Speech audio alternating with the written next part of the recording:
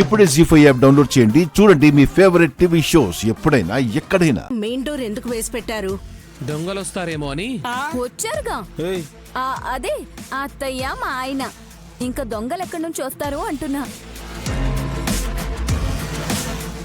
గజగండ ఎవరి రూపంలో వస్తాడో అన్న భయంతో తలుపులేసి బాబాయిని కాపలాగా పెట్టింది పిన్ని. అందరూ ఇంట్లోనే ఉంటే బయట నుంచి ఎలా వస్తాడు? బావగారు అత్తయ్య కూడా బయటకు వెళ్లకుండా ఉంటే బాగుంటుంది. ఇది మరీ బాగుంది. ఇంట్లోనే పడుండాలంటే చాలా కష్టం. అయినా మాకేమైనా చేతులు పడిపోయాయా, కాళ్ళు పడిపోయాయా? అవి పోతే బావున్ను అని మీరు అనుకుంటున్నారా? చెప్పండి, ఏదో ఒకలాగా తీయించేస్తాం. తమాషా చేసింది చాలు కానీ ఎందుకైనా మంచిది పిల్లల్ని కూడా ఒక కంట కనిపెడుతూనే ఉండండి.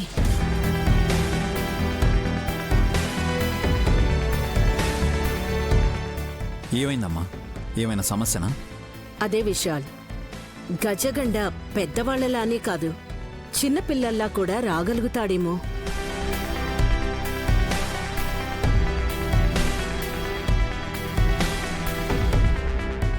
అలా వస్తే అస్సలు కనిపెట్టలేమత్తయ్యా.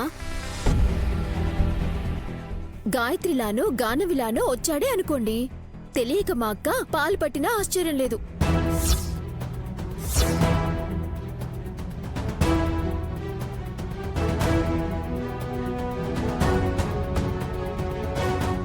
నోరు మూసుకుంటే మంచిది.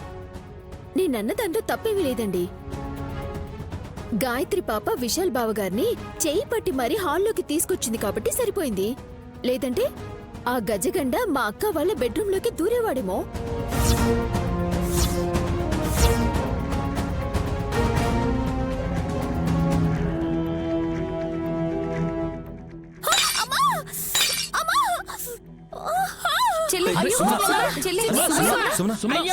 సుమనమ్మతానికి ఫోటో వచ్చి తగిలిందే. చెల్లి చెల్లి చెల్లి సుమనా, చెల్లి, బుర్రకి బొక్క పడిందేవో చూడండి. రక్తం రాలేదు అంటే ఏం కాలేదు అనే. చెల్లి చెల్లి ఇలా చూడు. చెల్లి, స్ప్రో కోల్పోయింది వదనా.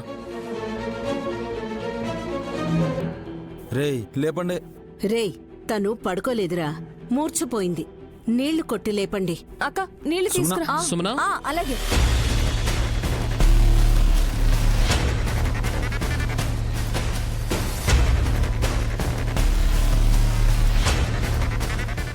సుమనా,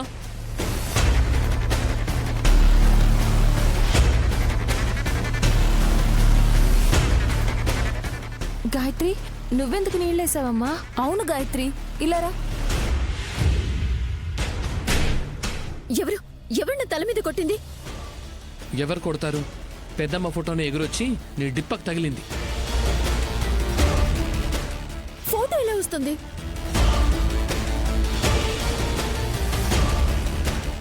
గాయత్రి వల్లనే గాయత్రక ఫోటో నీ మీదకొచ్చి పడింది అనుకుంటా.